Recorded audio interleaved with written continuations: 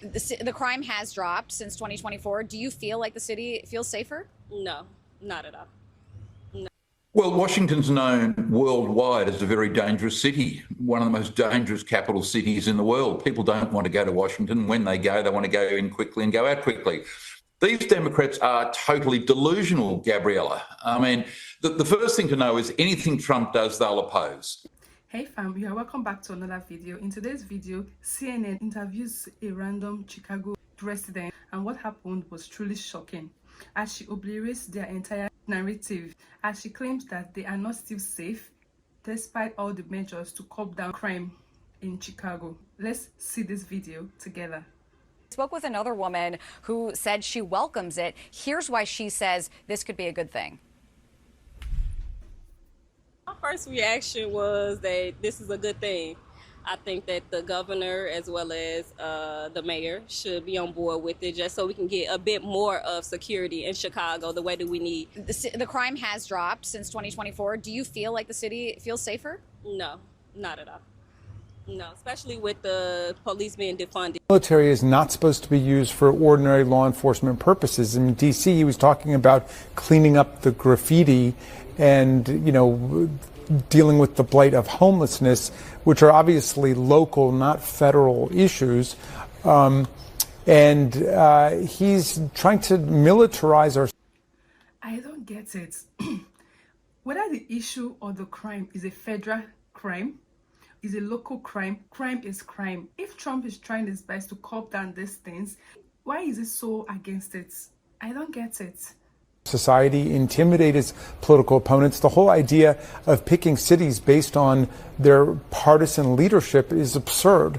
I mean, there are lots of Republican cities and towns struggling with crime. Everybody is across the country. Always, crime has always been part of our history, and yet crime is down. In D.C., for example, it's at a 30-year low. Can I just say really quickly, Abby, because anytime that we play something from Stephen Miller, it would be journalistic integrity to point out that he is a white supremacist and he is the brainchild behind this policy. That's not my opinion, that's actual facts. And for him to purport lies from the Oval Office as a white supremacist, it should be pointed out. It's reporting, Washington's Wall Street Journal's own reporting. I want to address what he...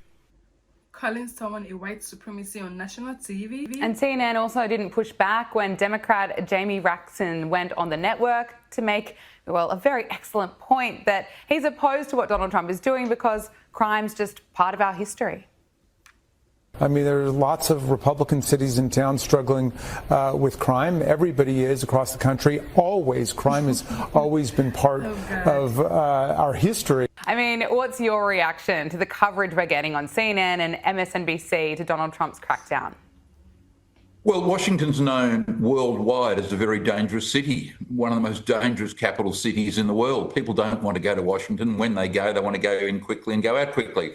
These Democrats are totally delusional, Gabriella. I mean, the first thing to know is anything Trump does, they'll oppose. So you expect nutters like Rachel Maddow to say the things she's saying. Secondly, you've got to remember amongst the American left and the left worldwide, there is sort of an anarchist element to the hard left, which wants to break down institutions, the churches, the schools, the law enforcement authorities, the police, the military, etc. The anarchists want a destruction and a desecration of American society. That's part of what the left wants to do. In order to have some kind of dramatic left-wing change, you've got to break down the current institutions of power. So anyone that tries to come in and reinforce the police, reinforce law and order, is immediately imposed by the hard left, and Maddow and these other very strange people these days are very much part of that thinking. But what Trump's done is also highlight the weakness of Democratic mayors and governors, and that embarrasses the Democratic Party. But these people are delusional, and they are going to the extremes of American politics that, to defend crime as part of American society. Well, Trump's trying to do something about it, and for that, no doubt he'll get pulled. Why are these people so delusional? Why? Like, and calling someone a white supremacy on national TV, oh my God, that is definitely crazy. Like, anyone would go gaga, seriously. I actually think otherwise, because I believe there's actually a real coordinated effort to help to reduce the high rate of crime in Chicago and protect law-abiding citizens and their communities, which is very key. And I wonder why they are just being outraged over this. They're supposed to be excited that the government is trying their best to curb down these crimes happening often and currently in their community.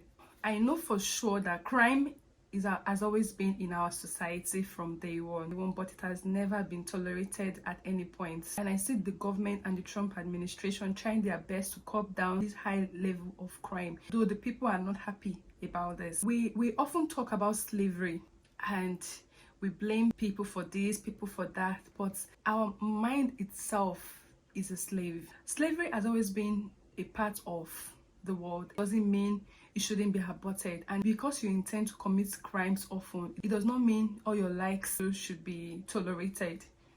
It's actually offensive.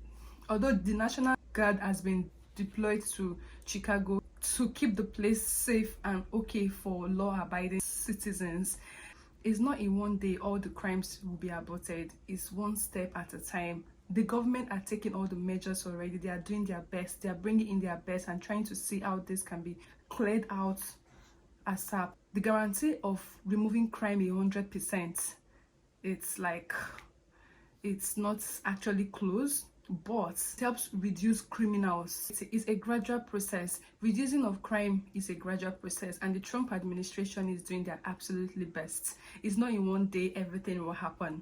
If you can come out on your streets any time of the day without your handbag being snatched from you, and you are safe, and you are not financially robbed on the streets, then you should be happy that they are doing their best to reduce the number of crime rates. And also, guys, I believe that if you are a law-abiding citizen, you have no crime to hide. You have absolutely nothing to hide. You will not have any problem with the Trump administration trying to curb down the level of crime. Like, why would you be against trying to reduce the crime? I don't get it, and I'm surprised that these people actually are biased. They are not in support of crime reducing because it has always been a part of our history. That is totally wrong. What is wrong is wrong. I wish this Trump administration could be administered to my country, Nigeria, because Nigeria will be in a better place today. All I see is that Trump administration has done so well. Is doing a lot for the United States with the help of ICE, curbing down criminals and making the streets of the United States safe. Like, how can he actually say that crime is part of living in a democracy? There is nothing like crime and democracy. Nothing. And it's good that Trump is trying his best. He claims that Trump will be authoritative as a leader if he's able to curb down all the crimes in Chicago. Why it's your problem about crimes? Why don't you want these crimes to be resolved? This is so pathetic. I want to know what's your thought about all of this.